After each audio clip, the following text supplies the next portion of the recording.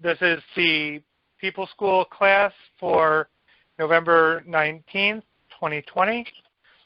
We are reading The Truth About Hungary by Herbert Aptheker. Every historian writes from an ideological perspective. Don't kid yourself. Whether they want to or not, they're influenced by that. Okay, why am I saying this? Because in the communist movement, there was a separation in 1956 at the 20th Party Congress. All the people who were at that Congress from foreign communist parties, they were shocked what they heard. And what it was a denunciation of Comrade Stalin by Comrade Khrushchev. This must have been done behind closed doors, but nobody knew about it because the people that were in the audience, all the reportage after that this was a shock to them, that they didn't know that the speech was going to be given. Okay, why am I bringing this up? Because you have to look at when a history book is written, not only by the author, but the period of time it's written. In 1945, the Red Army comes into Eastern Europe, liberates it from Nazism. The people that were put into place in every local communist party, most of them were dyed-in-the-wool communists who went to the Soviet Union to escape fascism in their own countries, whether it was Germany, Poland, Hungary, Czechoslovakia, even Yugoslavia, Bulgaria, all of them. These people were tried and true communists under the leadership of the only general secretary they knew, which was Joseph Stalin. In 1953, Comrade Stalin passed away. There was a power struggle. I don't know how many people know about this. They were called a Troika, which is a Russian winter sled led by 3 horses.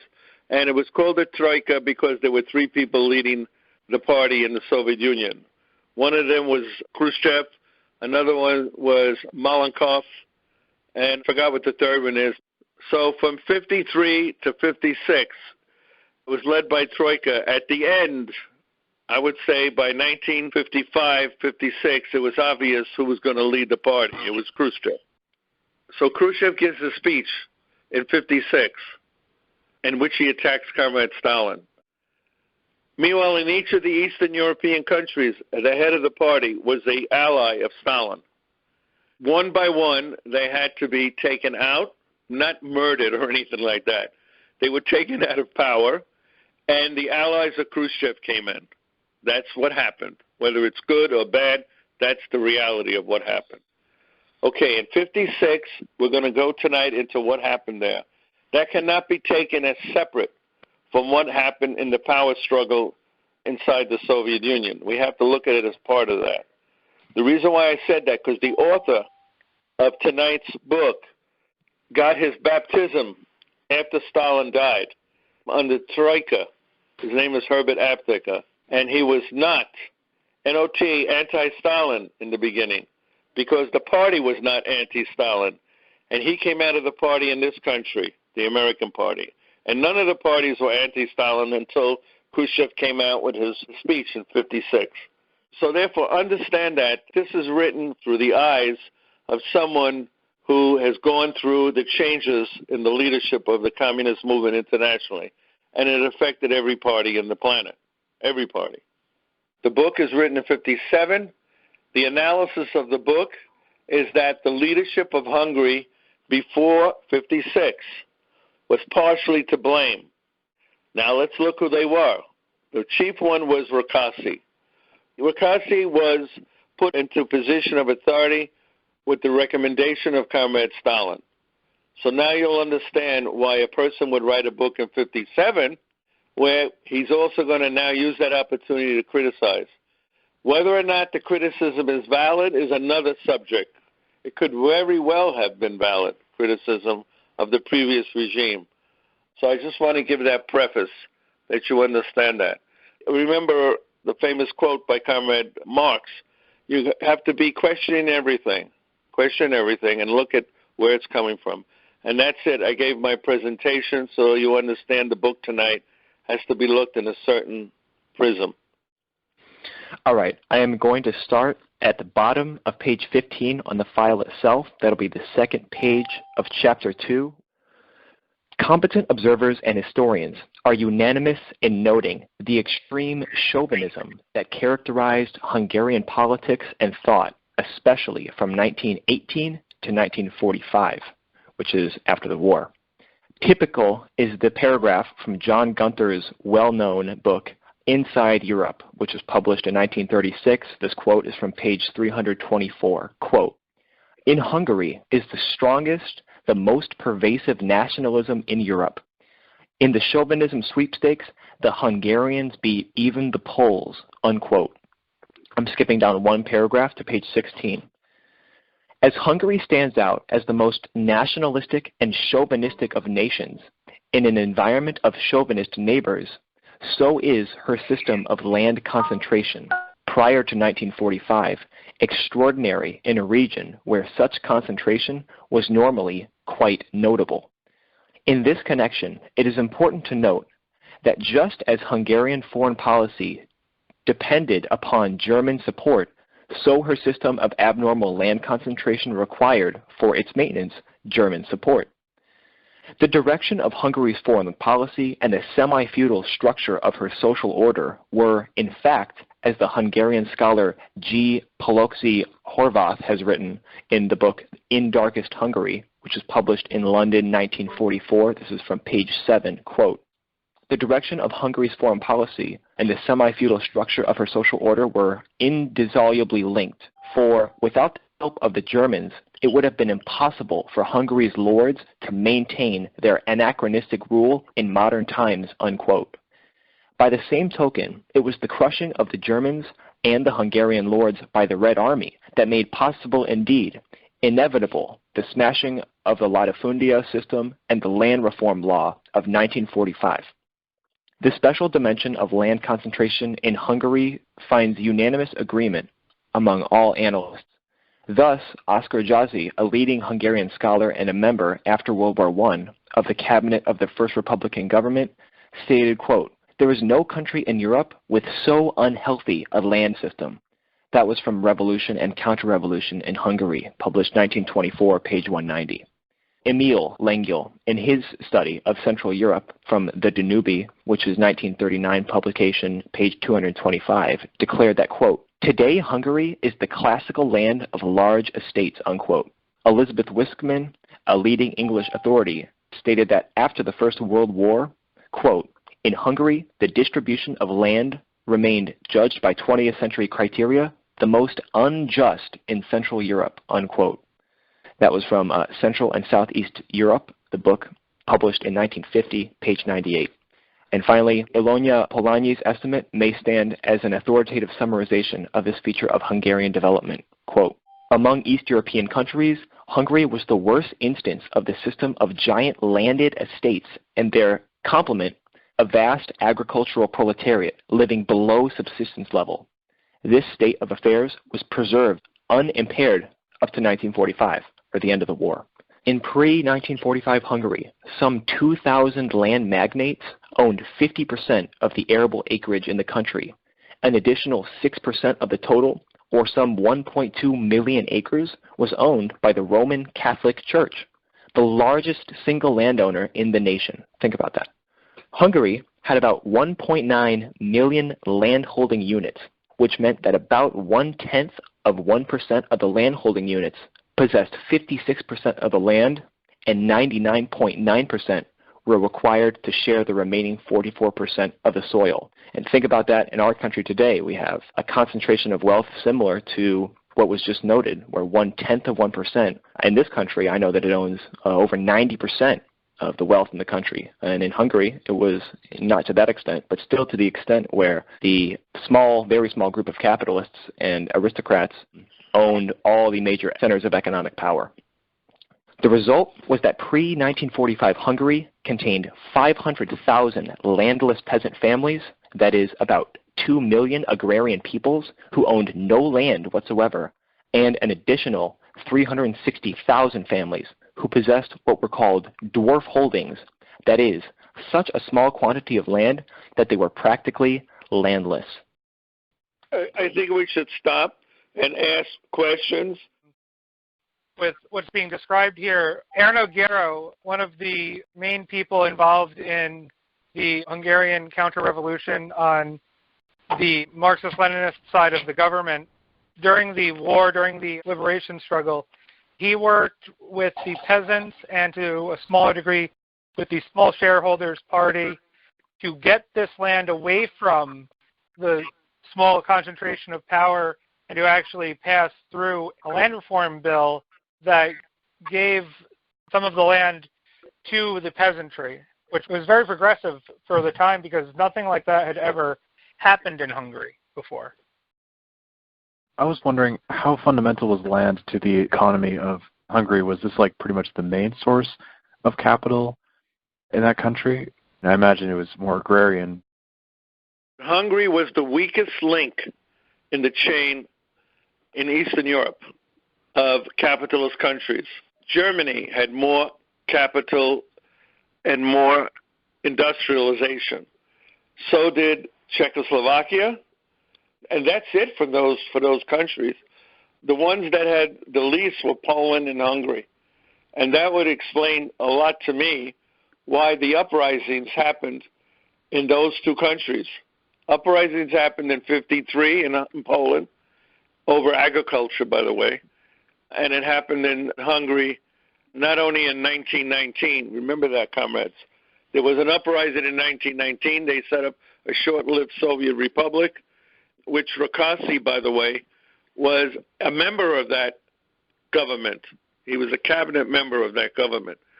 So they had very little industrialization, and land was the barometer to show the wealth of someone. I'd also like to quickly add, Albania as well was extremely poor at that time in terms of their industrialization. Albania, Poland, and Hungary, those three were the least industrialized.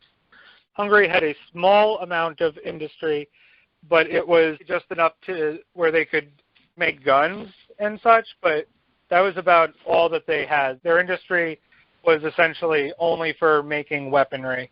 They didn't have any sort of heavy industry for anything else. Simple question here. I want to know, what is a Latifundia system? Latifundia is a state's manor, the manor system where you had large manorial estates. That's all it is. With the involvement of the Catholic Church owning so much land, when Hitler and the German army came through Hungary, was that area protected with the Vatican cooperation, or did that spark in a conflict between Hitler and the Vatican? There was an agreement between Hitler and the Roman Catholic Church. Everybody should know that. Young people may not know it because they didn't study it. There's a famous movie put out in the early 60s called The Cardinal. I urge people to get it, to look at the DVD. It shows the connection between the Roman Catholic Church and the Nazi regime. Very, very close. Not the local people, but Rome itself. When they had the Anschluss, which was the coming together, the uniting of Austria and Germany that Hitler was pushing, when they had that, the Roman Catholic churches throughout Austria, their bells were ringing in jubilation. They were excited and they were happy. They were supporting it. So yes, there was an agreement, and not just a secret agreement, an open agreement between Rome and Berlin. Did the land system directly lead to the national chauvinism in the superstructure, or were there other reasons? Yes, it did. But one of the main things with the nationalism in Hungary came from Hungary's former position in Europe. Hungary, at one point in time, had been the head of the Holy Roman Empire, and any country that had ever been the head of the Holy Roman Empire had always wanted to return to that. This was the case to some degree in Germany as well. When Horthy took over, did he get support from like the actual Wehrmacht? Yeah, of course he did. Hungary was the only country, listen to this, the only country in Europe where there was no partisan movement. I just found that out tonight by reading this book. Could you imagine a country in Europe that did not have a partisan movement fighting against occupation or fighting against the ideology of fascism? Every single country, Spain, Italy, France, Yugoslavia, Poland, Russia, Bulgaria, they all had partisan movements. Only Hungary didn't have it. That tells you something. That tells you something really quick. So Horthy had a political party called the Iron Cross. And you noticed something.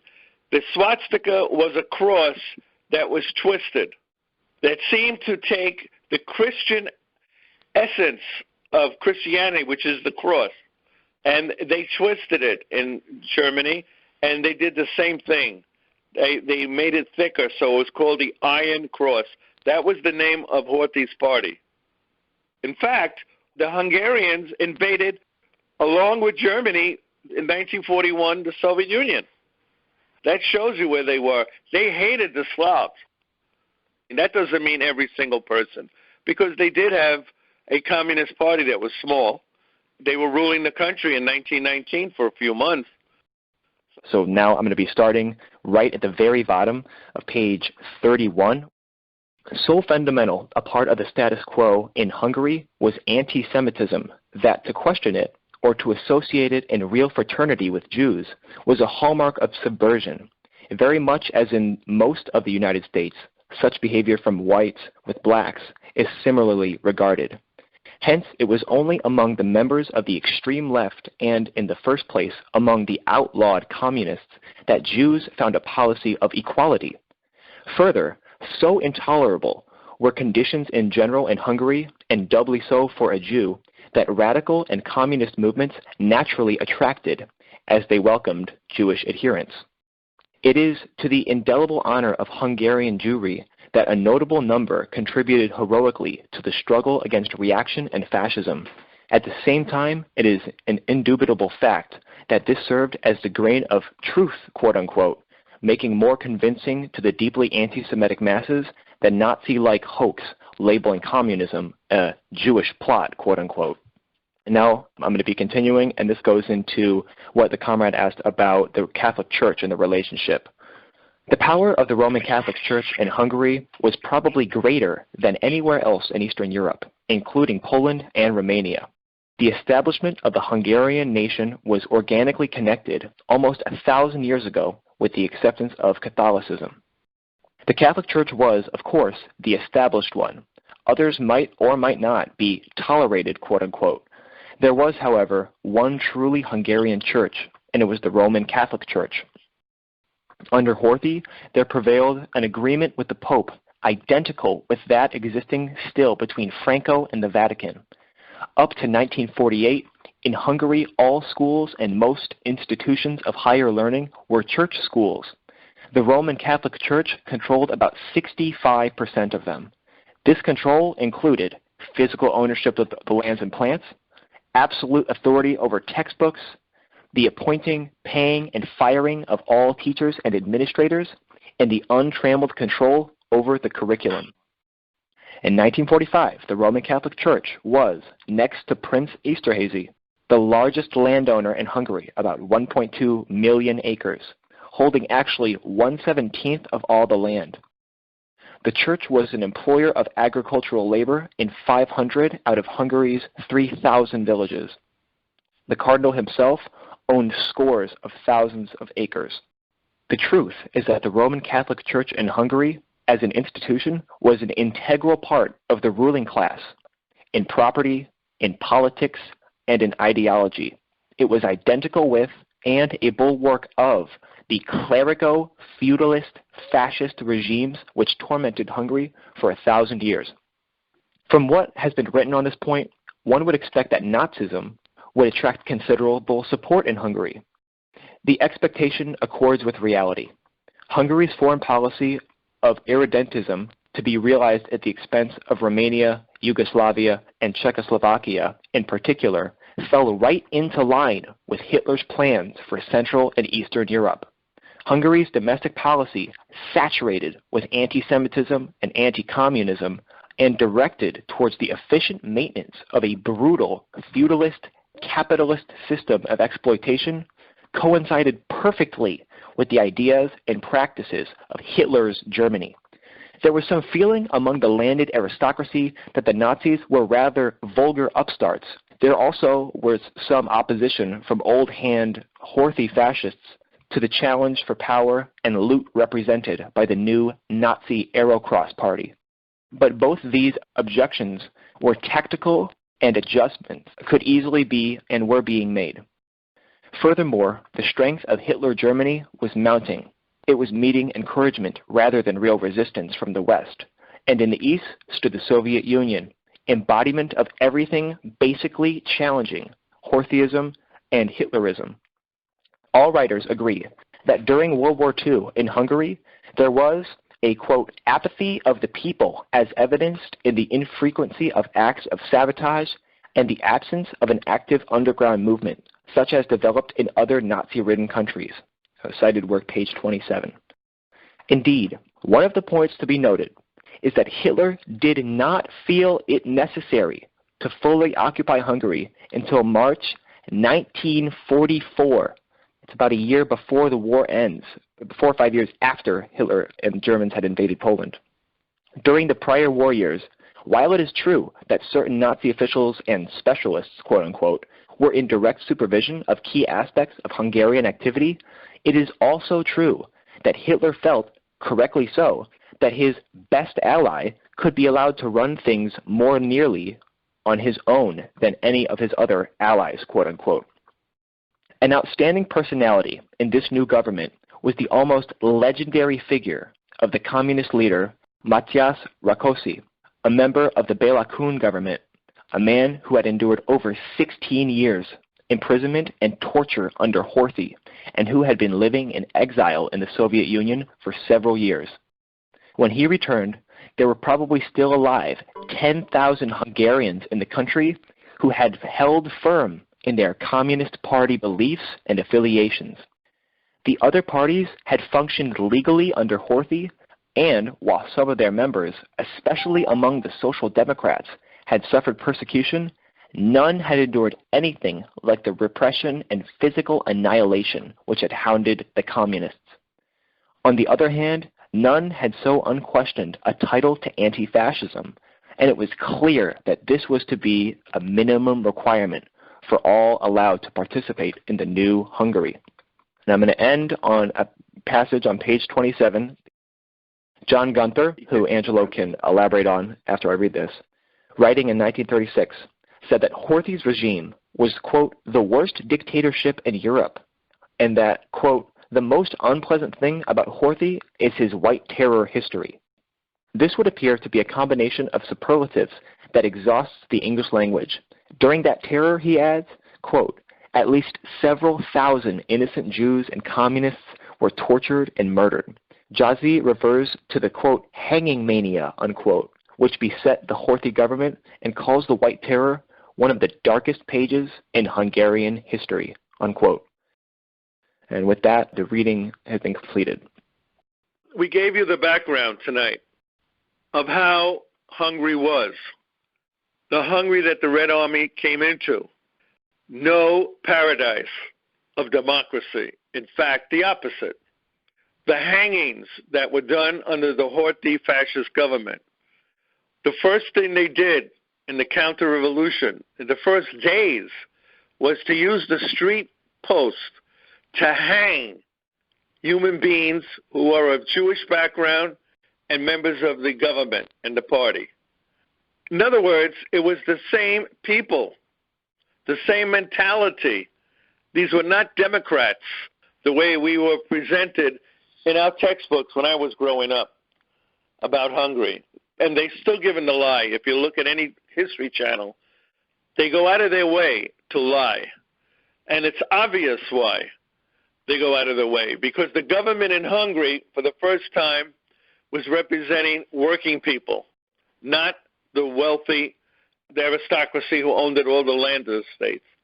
And this country can't take that. Remember, we cannot take that here because we represent the wealthy in this country. I mean this country's government. And that's why they can't take that. So the history of what happened in 56 is going to be one lie after another. Now, I'm going to end it with one thing. The war ends in 45.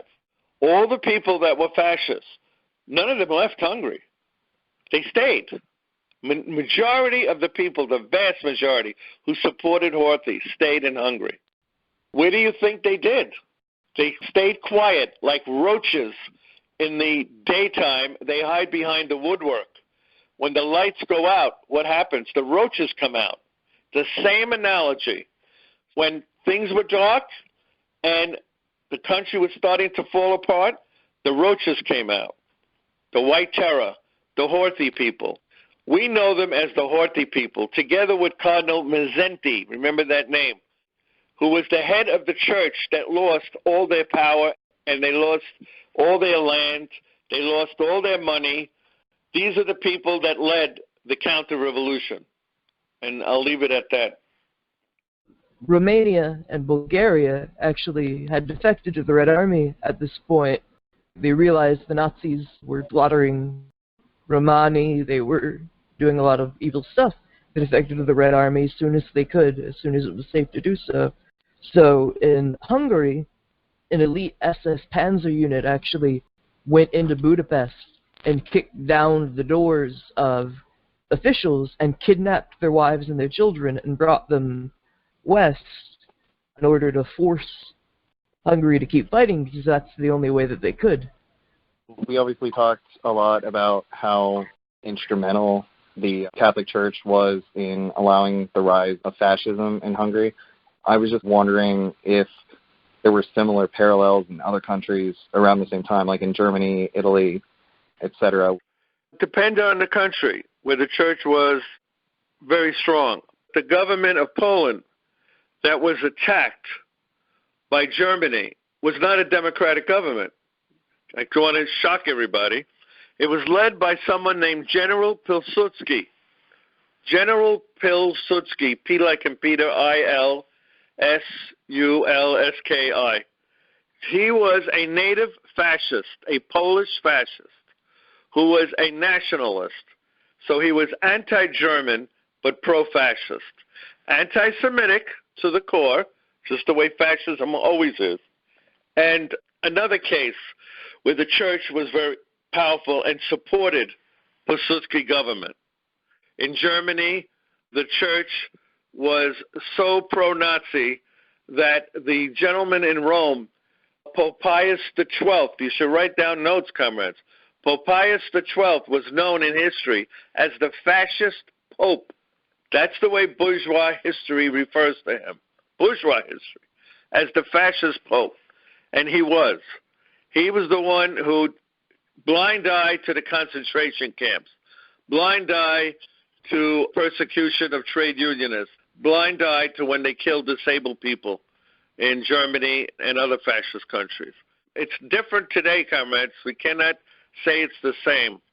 The leadership, like every organization, it's the leadership that counts. And if the leadership is progressive, the organization is forced to be progressive. But as soon as that leader goes, we don't know what could happen. We as communists have seen that in our own party. When the leader goes and another leader comes in, they take it in the wrong direction. And that's another problem with it for another day, another question. We're talking about 10 years or so, 45 to 56. Not only are all the fascists and the Horthyites still in Hungary, but they're also roughly of the same age. You know, they're still young. They're still by far the majority. 10 years is not nearly enough time to try to get rid of 20 or so, if we're being generous, years of fascist education in the fascist system. We have to kind of understand that revolutions take a really long time to mature and to develop out, for the generations to feel confident in their system and to believe in it fully. These are still people who were brought up in a very different system. Obviously, people who killed people, they suffered capital punishment, a lot of them. But people who were just protesting and such, they got educated. You know, some of them went to re-education camps. Some of them just got off scot-free. And a lot of them would go on to become communists. Some of them would go on to just become regular citizens. So you're right. There are people who may have believed these things at the time. There are people who can be wrong today and right tomorrow. I actually had a really similar observation and a question. It seems like nations like Hungary and Poland have always had that strong rightist national chauvinism. It doesn't seem to have really gone away, but to have bubbled under the surface, even under the Soviet Union. It's like a resurfacing of this national chauvinism, or was one of the failures of those Eastern Bloc countries their inability to educate the masses and to nip that in the bud when they had the chance? 10 years is nothing. You cannot change a generation. A generation lasts about 20 years. And remember, I know this a fact for the Soviet Union when I was living there. The society was progressive, but the old-timers who believed in the old faith, they called it old believers in Russia, they were at home, the grandparents, and they were very close bringing up the children, the new generation. And they told their grandchildren, they perpetuated the myths of anti-Semitism and anti-communism and the belief in a supernatural being. I'm not saying that that is a myth, but what I'm saying is that in Russia it was a myth before 1917. And they were influential, the old-timers, in educating their children at home. Remember that. Describe briefly why the 1919 Hungarian Revolution failed. Very briefly. I know it's a complicated topic. It wasn't the right time for the revolution. It was just like the Spartacus uprising. It wasn't the right time, and they were surrounded by German forces. They were surrounded by English forces, French forces. There was no way for a revolution to survive. It wasn't much better off than the communards were. Cardinal Ratzinger, who was the previous pope, had been a member of Hitler's youth. And that's not very well known. The church has done a pretty good job of covering that up, but the previous pope was a member of Hitler's youth. After Pope Pius died, anybody in the Catholic faith who had been involved in the Nazi regime was actually supposed to have been excommunicated, and they, for some reason, excluded members of the Hitler Youth. If there is any denomination that is very incomprehensible and whose practices is very antithetical to the teachings of Christianity and Christian ethics, and a church in the name of Christianity that supports fascism, I mean, that organization is a criminal organization to the way I understand it. So in any socialist or communist revolution, how come the party cannot evaluate that denomination as a criminal organization and judge it accordingly? I went to Catholic school for 8 years. I do believe that, not necessarily the Christian faith itself, but the Catholic Church as an organization, I do believe the party should label as a criminal organization. What was true yesterday may not be true today. That's what we call dialectics. And we are not absolutists. We're dialectical thinking people. And the reality of the church today, for example, their position on a lot of things is very different than their position from 1600s through the medieval period when people were burned as witches, all the way up to the period of we're talking about. It depends on where individuals are now and the leadership now.